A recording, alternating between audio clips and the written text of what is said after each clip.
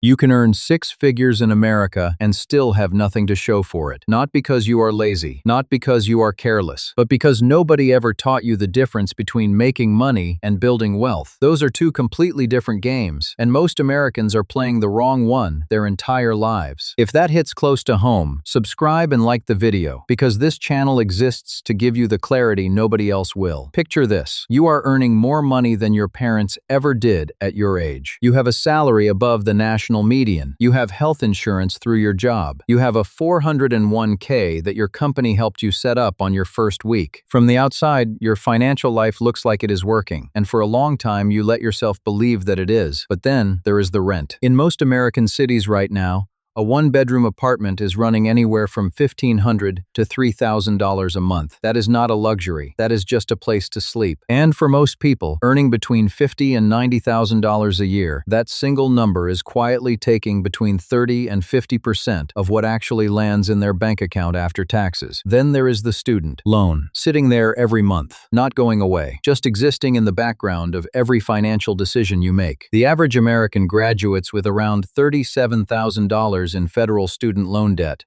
For graduate degree holders, that number climbs past $70,000, and every month a payment goes out that is not building anything. It is just maintaining a debt that was taken on before you fully understood what debt meant. The credit card gets paid, but just enough. The minimum or close to it. Because after rent and the loan and the car and the insurance and the groceries and the internet and the phone bill, there is just not that much left. So you pay enough to keep the balance from becoming a crisis, and you move on to next month. The 401k exists. You see it on your benefits portal. You enrolled because someone told you to. But you have not looked at it in over a year. You do not know exactly what it is invested in. You do not know if your employer is matching your contributions. It is just there, somewhere in the background, doing something hopefully. And here is the belief that holds all of this together. The belief that got you here and keeps you going. The belief that the next raise will fix it. That once the salary gets a little higher, the numbers will finally start making sense. That income is the answer. That earning more is the solution to feeling behind. It sounds so reasonable. It is what most Americans grow up thinking. Work hard, earn more, the rest will follow.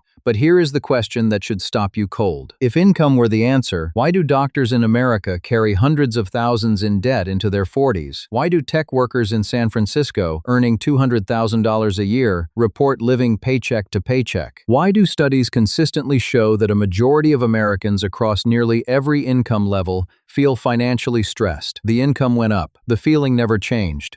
Something else is going on here, and it is not what most people think it is. Meet Kai, 29 years old, lives in Austin, Texas, works at a mid-sized tech company as a product analyst, earns $95,000 a year. By most American standards, Kai is doing well. Better than well, actually. That salary puts Kai comfortably above the national median household income. Kai has a job with benefits, a modern apartment in a good part of the city, a relatively new car, and a lifestyle that from the outside looks like everything is on track. But Kai is living paycheck to paycheck. And the part that makes this so disorienting is that Kai cannot fully explain why. So let us walk through it slowly. Because the numbers tell a story that most people never actually sit down to read. $95,000 a year sounds like a lot, and it is, but that number is gross income. Before anything touches Kai's bank account, federal income tax takes its share. Then, FICA, which is Social Security and Medicare, pulls out another 7.65% on top of that. Texas has no state income tax, which helps, but Kai's employer-sponsored health insurance premium still comes out of every paycheck. By the time Kai's direct deposit actually lands, that $95,000 salary has become something closer to $67,000 or $68,000 in real take-home pay for the year. Around $5,600 a month to actually live on. The apartment is $1,950 a month. Kai signed the lease 18 months ago, and it felt reasonable at the time. It was a nice building, a good neighborhood, close to the office, but $1,950 out of $5,600 is 35% of take-home pay before Kai has bought a single thing. Add utilities and renter's insurance, and that number clears 40% without trying. The car payment is $460 a month. Kai bought the car 2 years ago on a 72-month loan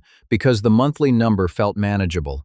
Nobody really talked about what 72 months of interest actually adds up to. It just felt like a reasonable way to afford something reliable. Then there are the subscriptions, streaming, software, the gym membership that gets used inconsistently, the meal kit that was supposed to make cooking easier but mostly just adds another bill. None of these are large individually. Together, they quietly add up to somewhere around $250 a month that Kai never thinks about because they are automatic. Eating out replaced cooking somewhere around month 3 in Austin. The hours are long. The commute drains whatever energy is left. By the time evening arrives, the path of least resistance is DoorDash or the taco place, 2 blocks over. Kai spends somewhere between $400 and $600 a month on food outside the apartment, without it ever feeling like a decision. When you add it all together, Kai has very little room left. And what little room there is gets absorbed by life. A flight home for the holidays, a friend's wedding, a new laptop because the old one was slowing down. The money comes in, and the money goes out, and the cycle continues, and Kai keeps assuming that the next raise will finally create some breathing room. But here is what is actually happening beneath the surface. And this is the part that changes how you see all of it. Every time Kai got a raise, something else got upgraded. The first raise meant a nicer apartment. The second raise meant the car. The streaming services expanded. The restaurant choices got slightly more expensive. The wardrobe improved because Austin's tech scene has a certain look, and Kai wanted to fit into it. This process has a name. It is called lifestyle creep, and it is not a character flaw. It is not evidence that Kai lacks discipline or self-control. It is what happens when nobody teaches you to treat an income increase as an opportunity to build rather than an invitation to upgrade.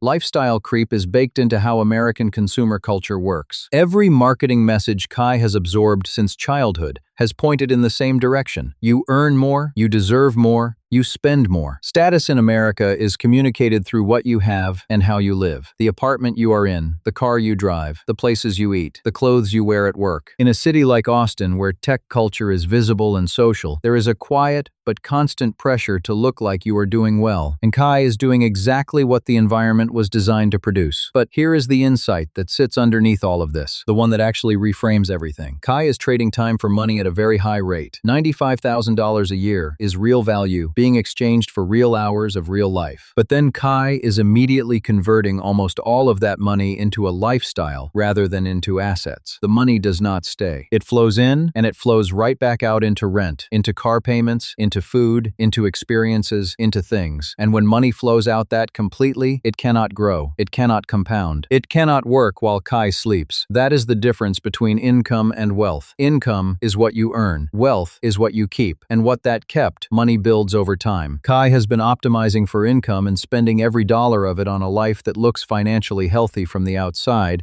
but is actually producing almost nothing in the way of lasting financial progress. And the American tax system makes this worse in a way that almost nobody explains clearly. When Kai earns money through a salary, that income is taxed at ordinary income rates. Depending on the bracket, that can be anywhere from 22 to 37% federally. But when someone earns money through investments, through owning assets that grow in value, those gains are taxed at the long-term capital gains rate, which for most people is 15%, sometimes less. The system does not treat all income equally. It rewards people who own things significantly more than it rewards people who earn things. Kai is on the wrong side of that equation and has been the entire time. One evening, Kai sits down with a laptop and a notepad and decides to actually calculate net worth for the first time. Not income, net worth. Everything owned minus everything owed. The car has value, but the loan against it almost cancels that out. The 401k has a balance of around $12,000 after 3 years of inconsistent contributions. There are no other investments, no brokerage account, no Roth IRA. The savings account has about $2,000 in it.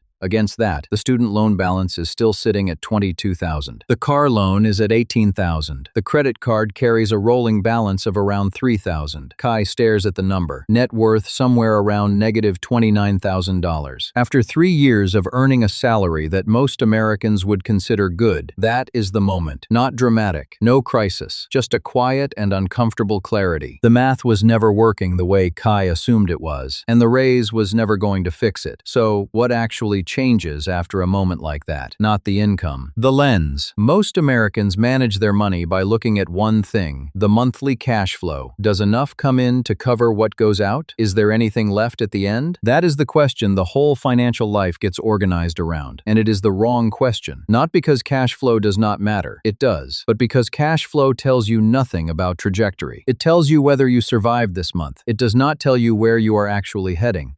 The shift that changes everything is moving from thinking about monthly survival to thinking about net worth over time. Where is this number going? Is it growing? How fast? What decisions are moving it forward, and what decisions are quietly holding it in place? That reframe sounds simple, but it reorganizes every financial choice you make. Because when your goal is net worth trajectory, a dollar stopped from escaping becomes more interesting than a dollar earned. Here is what that looks like inside the actual American financial system. The Roth IRA is one of the clearest examples available. You contribute money that has already been taxed, up to $7,000 per year if you are under 50. And then, that money grows, completely tax-free. When you withdraw it in retirement, you owe nothing on the growth. For someone in their 20s or 30s, that compounding effect over 30 or 40 years is one of the most powerful legal financial structures that ordinary Americans have access to, not the wealthy, not people with expensive accountants. Anyone with earned income below the phase-out threshold can use it. Most people under 40 never do. Then there is the 401k employer match. Many American employers will match a percentage of what you contribute to your retirement account.